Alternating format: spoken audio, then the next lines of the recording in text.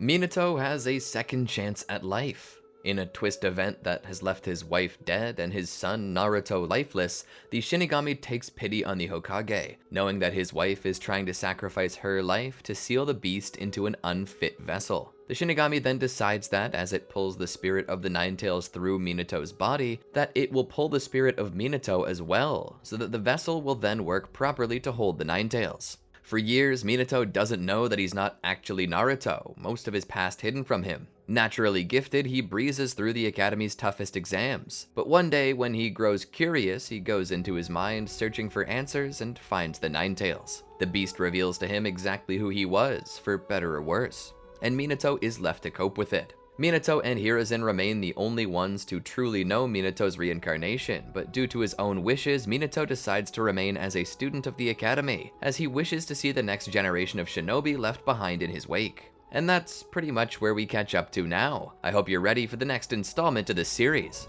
Welcome to the Amagi. Before we begin, only 25% of our viewers are subscribed, so if you're a fan of the video, please like and double check if you are subscribed. And with that out of the way, let's get into the video.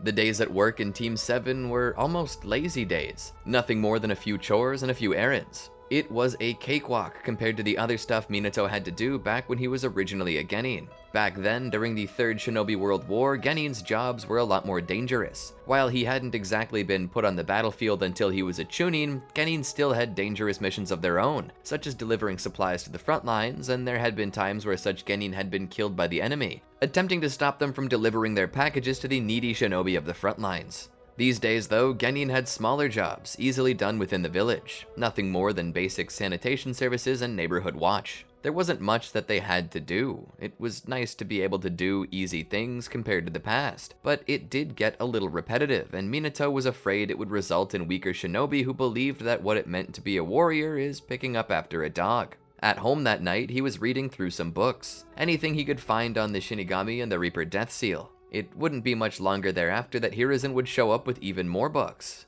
Each of these are the personal journals and diaries of Kushina, as well as the ones of Lady Mito. If any book can tell us how the Reaper Death Seal can be undone, it must be these. Hiruzen put them down on the table nearby. He then sat down. Minato was looking through various ritual books. I came across this entry on the Reaper Death Seal in this book about Fuinjutsu, and it mentions a mask of sorts. I cross-referenced it with other books, and they all mention the existence of a mask, but how it works and where to find it remains a mystery, Minato said. Well, maybe these diaries can help us figure that out, Hiruzen replied. Minato nodded. He began looking through them. By the way, I wanted to ask you, are there any other missions you can give Team 7? Hiruzen seemed a little confused. What do you mean? Minato flipped the page of a book, not turning his attention away from it for even a moment. You know, a new mission. Something a little more exciting, possibly dangerous. Even if only slightly, I don't want my team getting too soft. Back during our times as genin, wars were breaking out and happening left and right. This generation has never even seen a war, let alone felt the effects of it. And I'm worried that it's gonna grow soft, feeling that what it means to be a shinobi is garbage duty. So if possible, can we get a few more dangerous missions? Hiruzen thought about it. I'll look through what I have when I get back to the office. Thanks, Minato said as he continued studying the diaries. The day after, the entire team reported for duty to the Hokage. Hiruzen had been looking through his various different mission requests for one that was more dangerous, but still fell under the purview of genin. This mission he settled on was the mission that would later become known as the Land of Waves mission. This was to protect a certain bridge worker known as Tazuna. This mission was offered to Minato and the rest of Team 7, which of course Kakashi was skeptical of due to the possible dangers, and his team not yet having proven themselves. But Minato turned around. Come on Kakashi, live a little, it'll be fun. Kakashi thought about it. Alright, fine, but if danger appears, you get behind me. Minato smiled. He then looked back at Hiruzen. Hiruzen would offer his stamp of approval. Take today to prepare. Tomorrow you set out at dawn. The quartet would go out to celebrate their new mission together and get something special to eat before going their own way. Minato, of course, having pulled from his previous experience, always had a bug-out bag ready for this. A bag with enough supplies to last him, so there was little he had to do to prepare. Just take the bag and go. All the same, having learned from Kushina, he did take everything out of the bag to check and make sure it was all there. And it was a good thing he did, as he almost forgot to pack toilet paper, which he assumed he would need. With that out of the way, he enjoyed his free day and used it to study more on the location of this mask. He happened to find a passage that seemed to mark the location of the mask in Mito's personal journal, but unable to take the time to go there yet, he simply put a bookmark in the journal and left himself a sticky note. That night, as Minato slept, he would dream sweetly of himself and Kushina. He saw her sitting in a chair a few good months through pregnancy. She was already showing. Feeling his heart soar with contentment and love, he was sure that if paradise could exist on Earth, this was it. He walked over next to her and knelt down to feel the baby growing in her womb. He pressed his ear against it to listen. His Kushina and Naruto, the two people whose lives he cherished most. Such a sweet dream. Too bad it couldn't last. Suddenly the memory shifted. He saw Kushina crying out on the table as he attempted to keep the seal closed. He saw the masked man holding his son, and he saw the Ninetales escape. He felt the hollow terror in his heart as he saw the beast pulled out of his wife. Only a thread of hope that their life might continue into normalcy by knowing that her incredible Uzumaki spirit was keeping her alive. But when he heard her cry out that Naruto wasn't breathing, it felt as if his heart were rent in two. Or perhaps it was. He looked down and saw the claw passing through his chest. His spine shattered. It was a miracle that his legs were still responding to commands. Maybe they were thinking on their own. His body did have a tendency to do that. But as if having an out-of-body experience, he hovered above, seeing his own body, the body of Kushina, and the body of Naruto all lying motionless as the Ninetales rampaged in the background. Suddenly, Minato cried out as he sat up, sweat pouring down his face, his bed damp with perspiration. He realized he was alone, only the hollow shell of his son serving as a reminder of what he had lost. A zombie. That's all he was, a zombie. A disembodied spirit of a dead man possessing the body of a dead child. He wanted so badly to be comforted by Kushina. His legs closed tightly, his arms wrapping around his torso as if he were having a stomachache of a lifetime. But in actuality, it was his own vulnerability causing pain right now. The Hokage, the strongest ninja in all the land of fire, perhaps the world, was still unable to save what he had lost. Hoping somehow that his wife might wrap her arms around him like she always had, like a mother would go to her crying child, yet no such comforts came. Minato was alone. The room seemed so dark. It felt as if it couldn't get any darker. The clock was the only illumination besides the faint glow of a nightlight in the bathroom. The time was 3 a.m. Some considered this the witching hour, the hour when the veil between the here and there was thinnest, where the dead and haunting memories of things long last tended to creep up. And whether this was just superstition or fact, Minato did not know, but in a way he wished that he could conjure up the spirits of his wife and son, even if they were vengeful. He would rather face their wrath than live in their absence. Turning on the light, he got out of bed, walking about. In all his years serving as a shinobi of Konoha through the wars, his PTSD had always been an issue. It was always something Kushina could help him walk through. People saw him as this god among shinobi, this undefeatable man, but there were nights that he woke up in a panic attack, feeling like he was back on the battlefield. Even though he smiled, confidently striding toward his enemy, acting as if he were fearless, none of this was true. That was just the shinobi way. Deep down, he was tortured by his actions, but even worse by his inactions. There was no pain worse. It hurt to kill another person, but what hurt more was knowing that you could save someone and then failing to do so, and right now that pain was eating, gnawing away at his soul. Life was becoming more of a pain.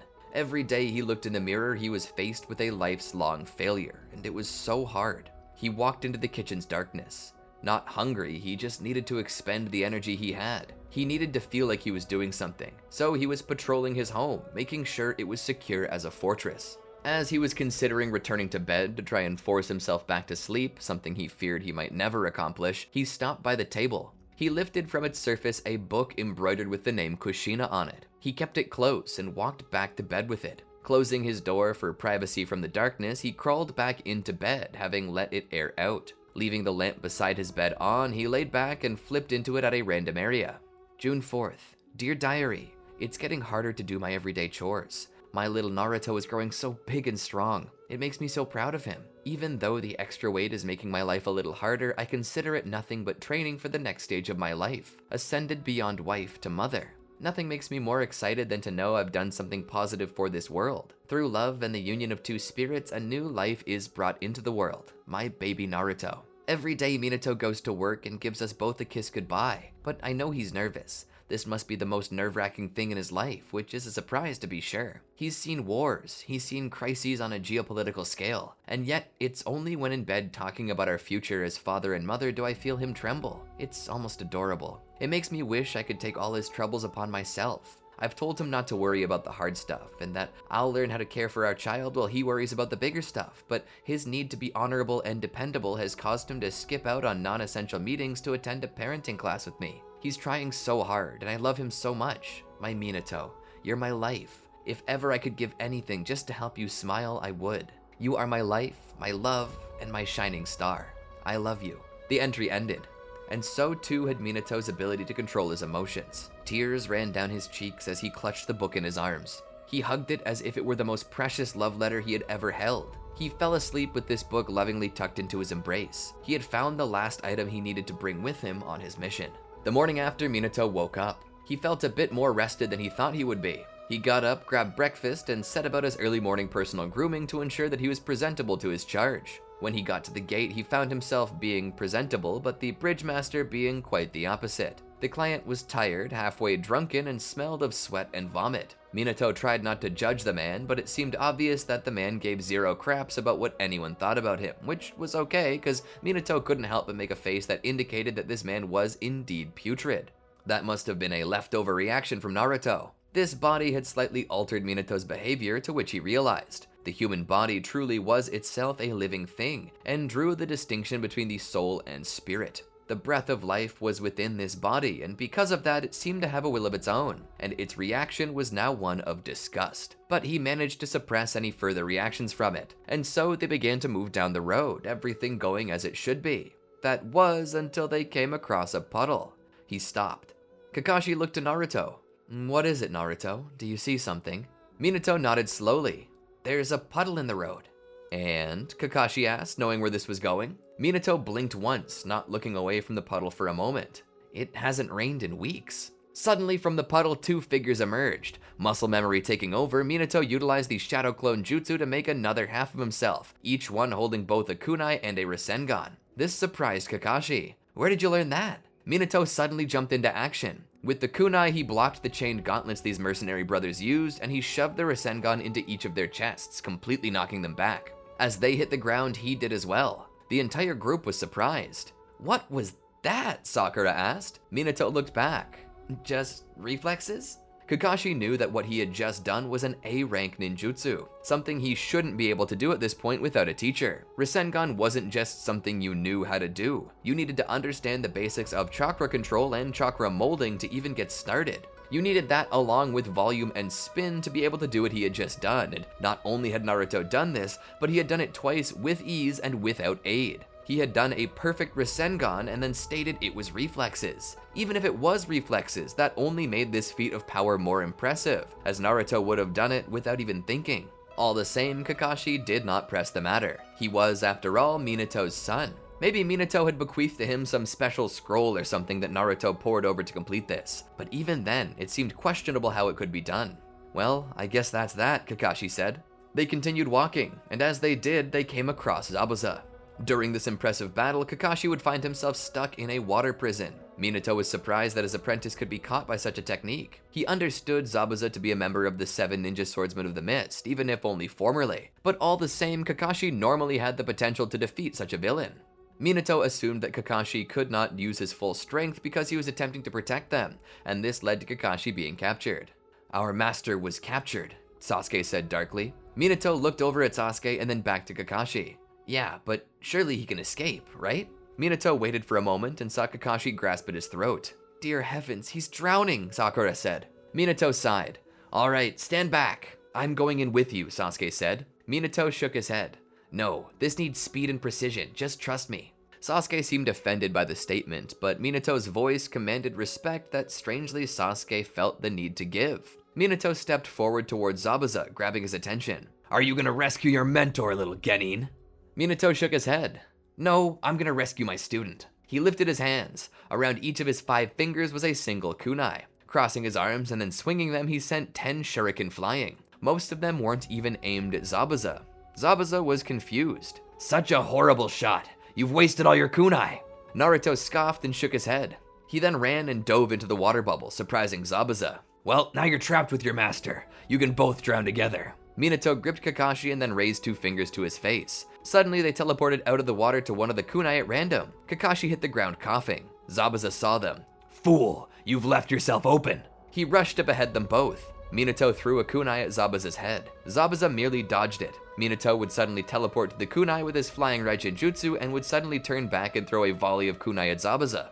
The swordsman managed to block them, only for Minato to reappear by the one Zabuza was standing over and planted a Rasengan right in his stomach, sending him flying into a tree. At this point, Sasuke and Sakura's jaws were on the ground. Even Kakashi was surprised by this. He picked up one of the kunai and noticed the sealing formula. It was the same as Minato's flying Raijin. This was impossible. There was no way that Naruto could do this. They didn't even teach this technique. He couldn't have possibly learned this by just reading it. Even Hashirama Senju, for all of his mastery, never had potential like this.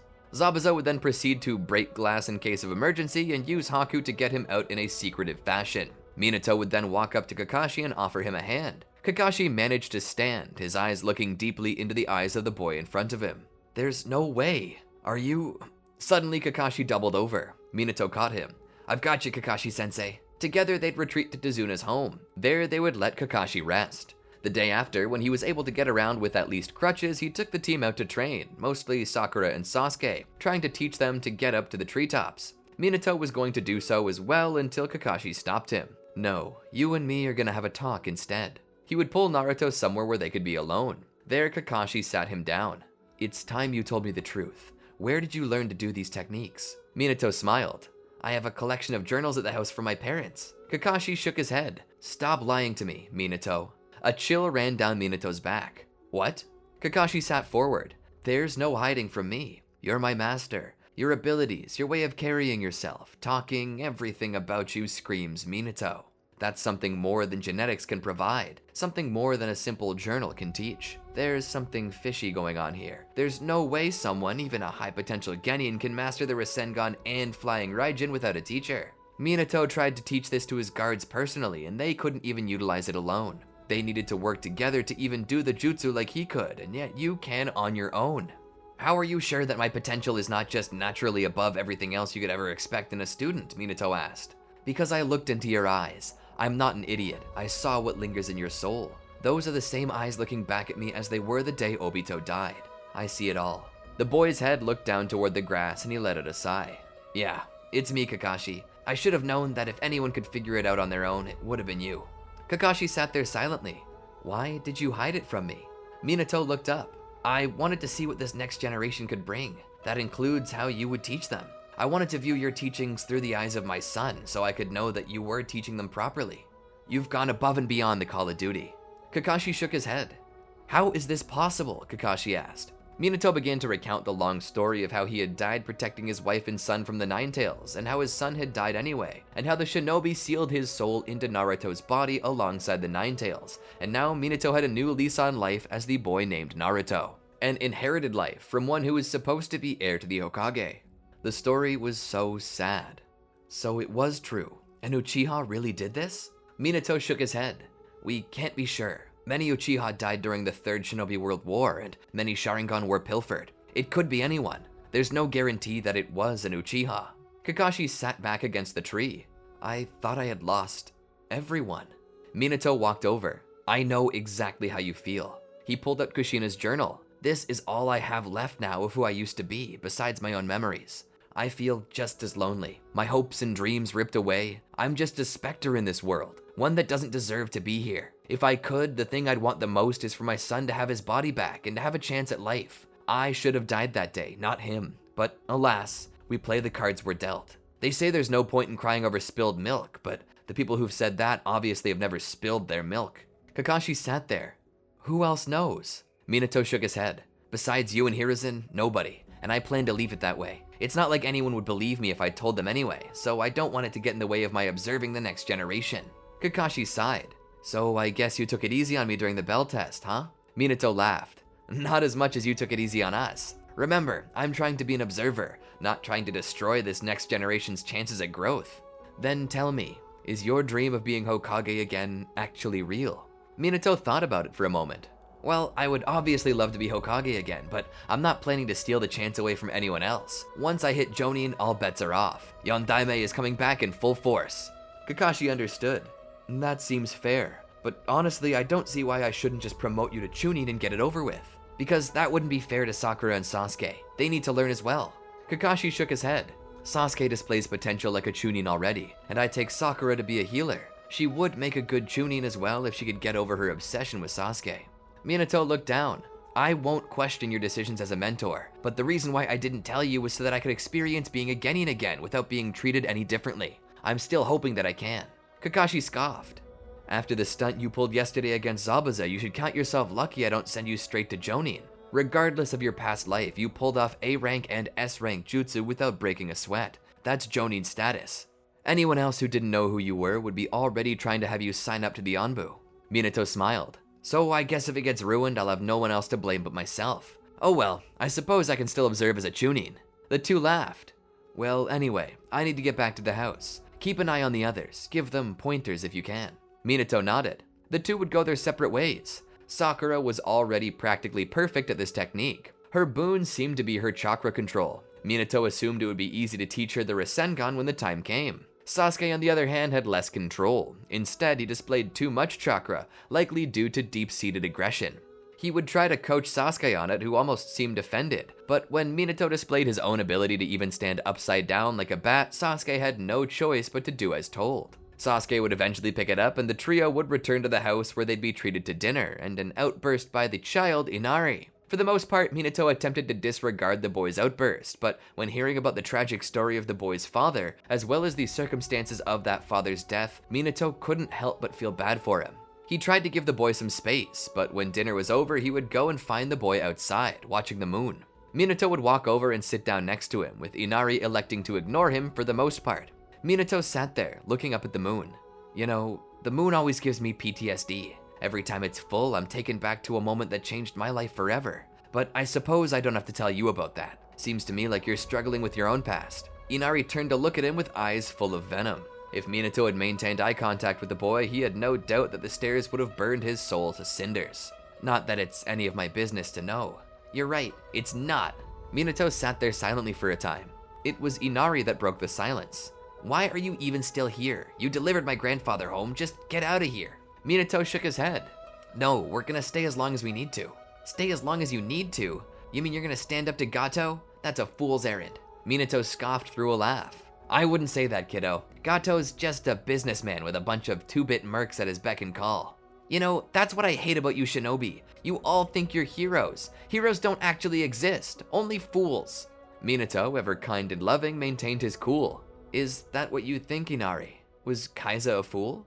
Inari's face turned from anger to sorrow at the realization that he had called the man he loved most a fool. Minato shook his head. No, I know you didn't mean it that way, and Kaiza does as well, so there's no need to feel bad. Inari looked down. Heroes are foolish though, even my daddy.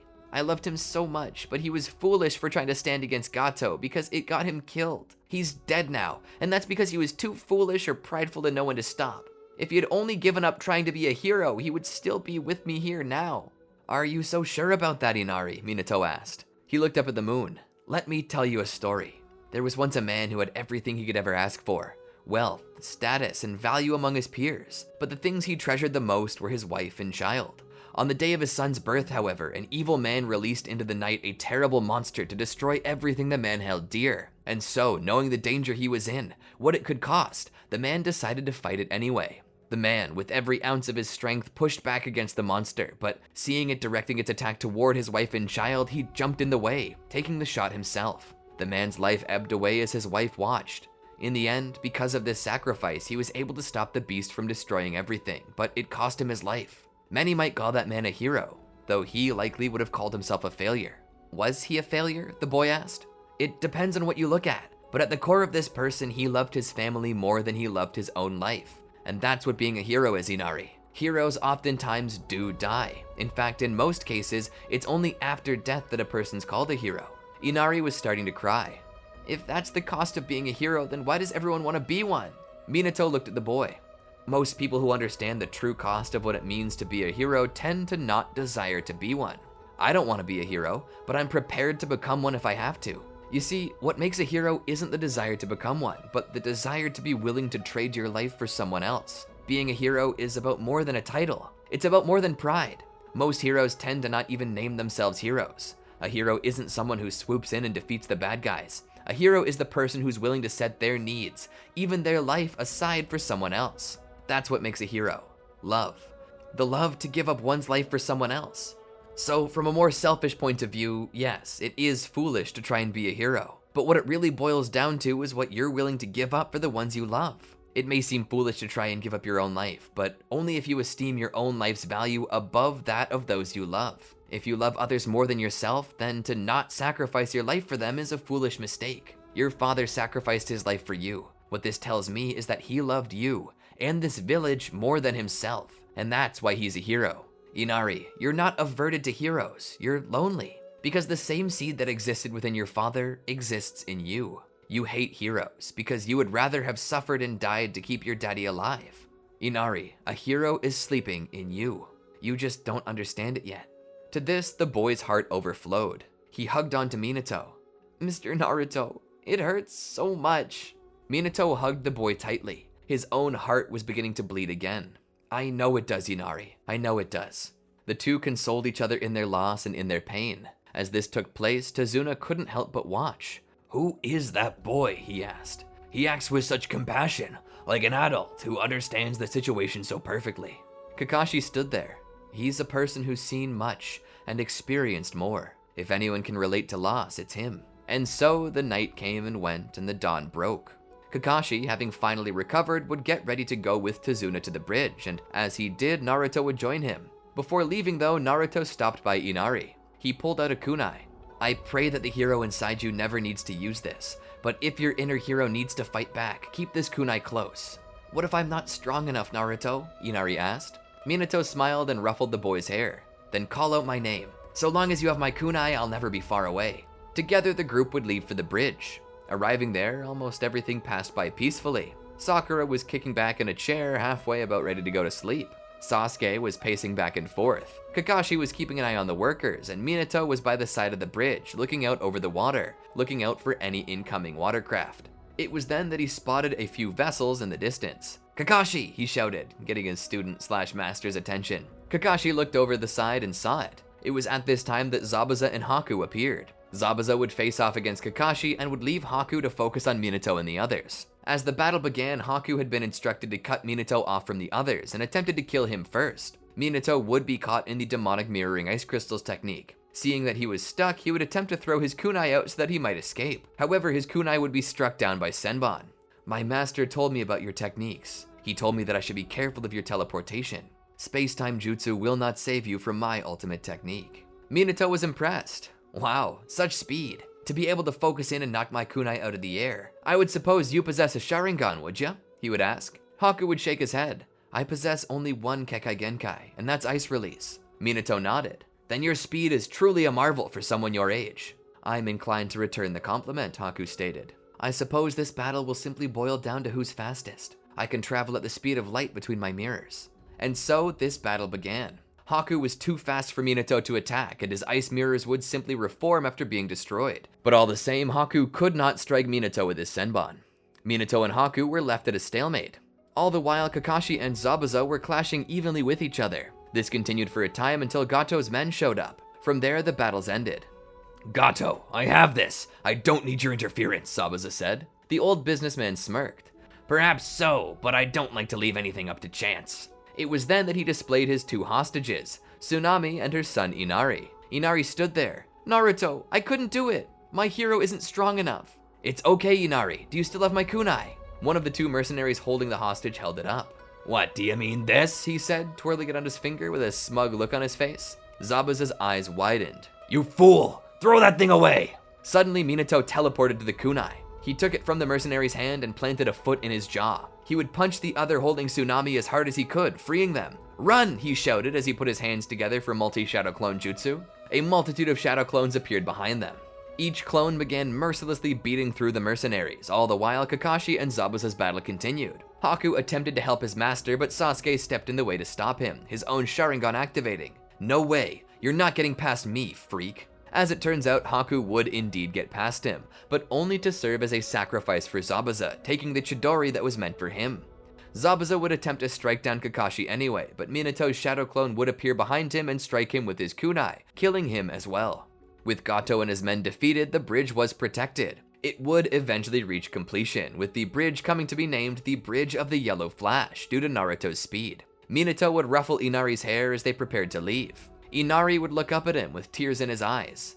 "Thank you so much." Minato smiled. "Keep that kunai close, Inari. Strengthen your body as well as your heart, and become the man Kaiza believed you could be." And with that, the three would return home to Konoha.